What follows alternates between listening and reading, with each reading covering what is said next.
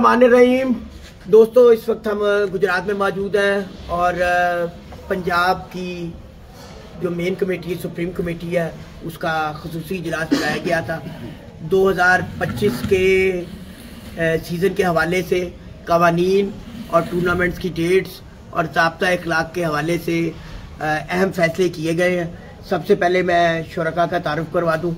Committee के सरबराह सरपरस्त आला उस्ताद बाबू नासिर साहब हमारे साथ मौजूद हैं। उधर साथ ही हमारा जाना पहचाना नाम उस्ताद चौधरी मोइन नवाज घुम्मन साहब, हमारे लेजेंड खिलाड़ी, और इधर मेरे साथ मौजूद हैं सियालकोट के सरपरस्त आला।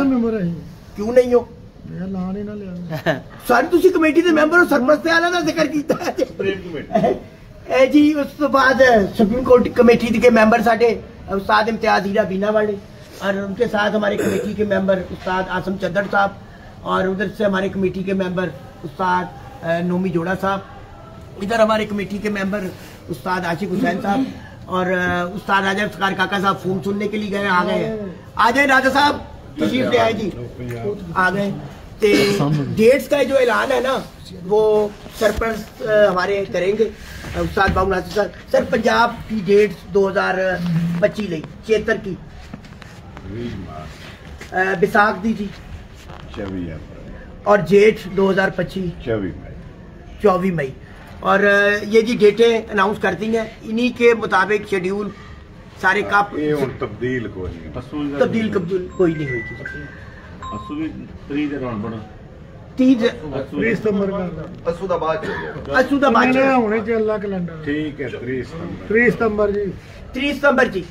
सितंबर ठीक हो गया जी।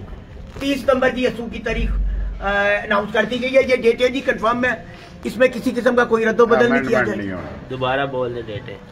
76 20 मार्च 24 अप्रैल 24 मई 30 सितंबर जी चारों सीजन की डेटें अनाउंस कर दी गई हैं। तो बाबू जी कुछ कवानीन में जो तब्दीलियां की गई हैं, सबसे पहले थे अपील के 2 हक दिए गए। पहला फैसला ज़िला कमेटी करेगी, फिर उसके बाद क्लीन करके ना एक बार पढ़ के दोबारा ते वापस एनु कोई पेपर दी शक्ल च एनु चाड़ दियो वो तो चाड़ दिया जेकर पीछे आते हो जाना। पहला फैसला ज़िला कमेटी करेगी। उस तो बाद जेडी अपील आई ਉਹਦੇ ਲਈ ਤੁਸੀਂ कमेटी तस्दीक दोगे। अगर उस तो बाद भी कोई समझदा है कि ਉਹਦੇ ਨਾਲ प्रॉपर कोई कमी रह गई है तो ਤੁਹਾਡੇ ਕੋਲ सुप्रीम कमेटी च ਤੁਹਾਡੇ ਕੋਲ आ जाएगा। ठीक है जी। जिले कमेटी को पाबंद करो अपील दे नहीं, जिले कमेटी अपील देने की पाबंद होगी जी। जी वो पाबंद होगी। ठीक हो गया सर। अच्छा सर, बदतमीजी के वाले नाल कोई कानून साजी की गई सर, ਉਹਦੀ ਤੁਸੀਂ वजाहत करते हो, यानी गाली गलौज अगर कोई करता है या कोई किस्म के इकदाम करता है 1 साल की पाबंदी साबित हो जी साबित होते। ठीक है। और सर कुछ और अगर ਉਹਦੇ ਤੇ ਝੂਠਾ ਇਲਜ਼ਾਮ लगता है और ये साबित हो जाता है तो फिर इल्जाम लाने वाले तो साल की पाबंदी लगेगी। ते सर कुछ कवानीन च रद्दोबदल किया गया ते पेनल्टी लई सर पेनल्टियां 2 ही होणगियां। हाँ, एक प्रवास चला लो, हाँ 11 चला लो, हाँ 17। अच्छा, पेनल्टी लिए अदा करना लाजमी है? बिल्कुल, सुबह वीडियो पैगाम देना लाजमी है। और अगर कोई नहीं देता ਉਹਨੂੰ ਇੱਕ ਵਾਰੀ 20,000 जुर्माना, दोबारा फिर ਉਹਦੀ प्रवास कटी जाए। अच्छा, ठीक हो गया।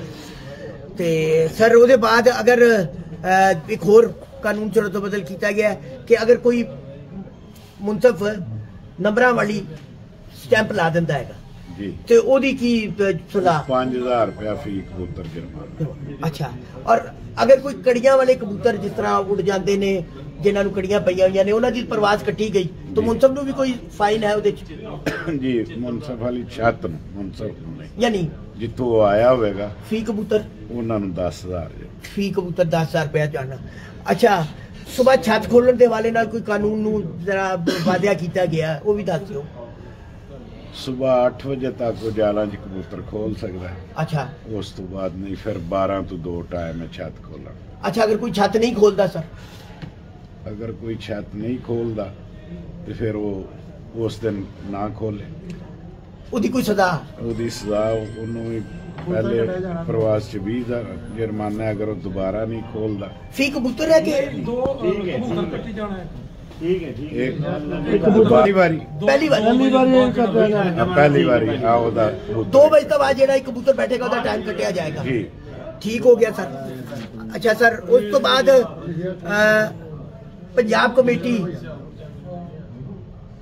किहना दा फैसला करन दी पाबंद है यानी कोई दायराकार या कोई चीज टूर्नामेंट अगर कोई भी टूर्नामेंट कोई एक भी टूर्नामेंट हिस्सा ले रहा किसी भी साइड का तो पंजाब कमेटी ਉਹਦਾ फैसला करन दी पाबंद है और ਉਹਦਾ ਇਤਲਾਕ ਫਿਰ ਉਹਦੇ टूर्नामेंट ਦੇ ਮੁਤਾਬਕ ਕਰੇ ਤੇ ਉਹਦਾ ਇਤਲਾਕ ਉਹਦੇ 1-to-1 ਮੁਕਾਬਲਿਆਂ ਤੇ ਵੀ ਹੋਏਗਾ ਜ਼ਾਹਿਰ ਹੈ ਅਸੀਂ टूर्नामेंट ਤਾਂ ਕਰਾਂਗੇ ਅਗਰ ਉਹਦੇ ਚਾਹੁੰਦੇ ਨਾ तो ठीक हो गया सर जी ये जी आज के फैसले थे चौधरी साहब की कहोगे इस हवाले ना ਕਾਨੂੰਨ ਤਾਂ ਅੱਗੇ ਬਣੇ ਹਨ ਜਨਾਬ ਬਸ ਚਲੋ ਰੋਟੀ ਛੋਟੀ ਖਾਧੀ जरा ਉੱਚੀ ਬੋਲੋ ਸਰ ਤੇ ਉਹੀ ਕਾਨੂੰਨ ਨੇ ਅਗਲੇ ਹੀ ਤੇ 2-4 ਘੰਟੇ ਸਾਨੂੰ ਲੱਗੇ ਨੇ ਪੁਰਾਣੇ ਕਾਨੂੰਨਾਂ ਤੇ ਬਹਿਸ ਕਰਦੇ अच्छा ਤੇ ਬੜੀ ਮਿਹਰਬਾਨੀ ਫੇਰ ਇੱਕ ਵਾਰੀ ਪਾਸ ਹੋ ਗਏ ਨੇ ਚਲੋ ਅੱਲਾਹ ਹਾਫਿਜ਼ इम्तियाज साहब सर की कहोगे ਮਾਸ਼ਾਅੱਲਾ ਪੰਜਾਬ ਕਮੇਟੀ ਅੱਜ ਇੱਥੇ ਬੈਠੀ ਹੋਈ ਹੈ ਸਾਰੇ ਕਾਨੂੰਨਾਂ ਦੀ ਸਲਾਹ ਵਾਸਤੇ ਤੇ ਅੱਜ ਤੋਂ ਬਾਅਦ ਸਿਆਲਕੋਟ ਦਾ ਤੇ ਸਾਰਿਆਂ ਦਾ ਪੇਪਰ ਇੱਕ ਹੀ ਛਪੇ ਕਰੇਗਾ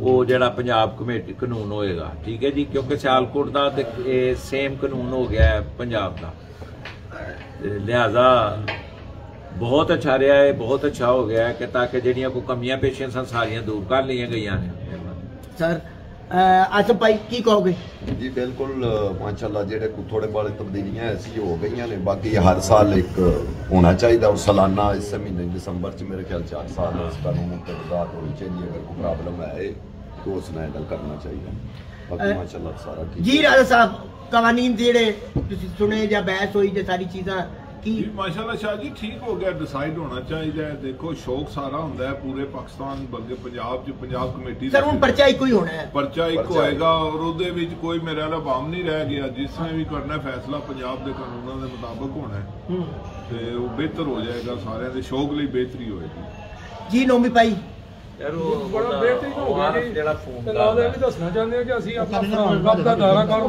ਵਧਾ ਕੇ ਤੇ ਉਹ ਵਿੱਚ ਹਫਜ਼ਾਬਾਦ ਔਰ ਲਾਹੌਰ ਵੀ ਸ਼ਾਮਲ ਕਰ ਲਿਆ ਠੀਕ ਹੈ ਜੀ ਉਹ ਵੀ ਇਨਸ਼ਾਅੱਲਾ ਅੱਗੇ ਪੰਜਾਬ ਕੱਪਾਂ 'ਚ ਹਿੱਸਾ ਲੈਣ ਦੇ 11 ਕਬੂਤਰਾਂ ਦਾ ठीक हो गया ਤੇ ਬੜਾ ਅੱਛਾ ਹੋ ਗਿਆ ਪੇਪਰ ਵੀ ਸਾਰਾ ਇੱਕ ਹੋ ਗਿਆ ਸਾਰਿਆਂ ਜ਼ਿਲ੍ਹਿਆਂ ਦਾ ਕਿ ਪੰਜਾਬ ਕਾਨੂੰਨ ਦੇ ਮੁਤਾਬਕ ਹੀ ਹੋ ਗਿਆ ਤੇ ਇਨਸ਼ਾਅੱਲਾ ਸ਼ੌਕ ਹੀ ਬਿਹਤਰੀ ਆਵੇਗੀ सर ठीक हो गया सर दादा साहब सर की कहोगे ਜੀ ਮਾਸ਼ਾਅੱਲਾ ਬੜਾ ਅੱਛਾ ਮਤਲਬ ਹਰ ਸਾਲ ਸਾਡੀ ਐਕਸਰਸਾਈਜ਼ ਹੁੰਦੀ ਹੈ ਕਵਾਨੀਨ ਦੇ ਹਵਾਲੇ ਨਾਲ ਤੇ ਹਰ ਸਾਲ ਮੈਂ ਆਪਣੀ ਕਮੇਟੀ ਨੂੰ ਮਤਲਬ ਇਹ ਗੱਲ ਮਤਲਬ ਹਰ ਵਾਰ ਕਹਿੰਦੀ ਹੈ ਕਿ ਜਨਾਬ ਬਕਾਇਦਾ ਇੱਕ ਕਿਤਾਬ ਪ੍ਰਿੰਟ ਕਰੋ ਜਿਸ ਤਰ੍ਹਾਂ ਸਾਡੀ ਸਿਆਲਕੋਟ ਕਮੇਟੀ ਨੇ ਆਪਣਾ ਕਿਤਾਬ ਪ੍ਰਿੰਟ ਕੀਤੀ ਹੈ ਤਾਂ ਕਿ ਉਹ ਕਿਤਾਬ ਦਾ ਮਤਲਬ ਹਰ ਬੰਦੇ ਕੋਲ ਕਿਤਾਬ ਮਤਲਬ ਮੌਜੂਦ ਹੋਏਗੀ WhatsApp ਦੀ ਸੂਰਤ 'ਚ ਲਿਹਾਜ਼ਾ ਕੋਈ ਵੀ ਮਸਾਇਲ ਜਿਹੜਾ ਨਾ ਕਿਸੇ ਨੂੰ ਕਨਫਿਊਜ਼ਨ ਨਹੀਂ ਹੋਏਗੀ ਹਰ ਬੰਦਾ ਮਤਲਬ ਘਰ ਬਹਿ ਕੇ ਆਪਣਾ ਫੈਸਲਾ ਆਪ ਹੀ ਕਰ ਲੇਗਾ ਜ਼ਰੂਰਤ ਨਹੀਂ ਪਏਗੀ ਕਮੇਟੀ ਕੋਲ ਆਉਣ ਦੀ सर ठीक हो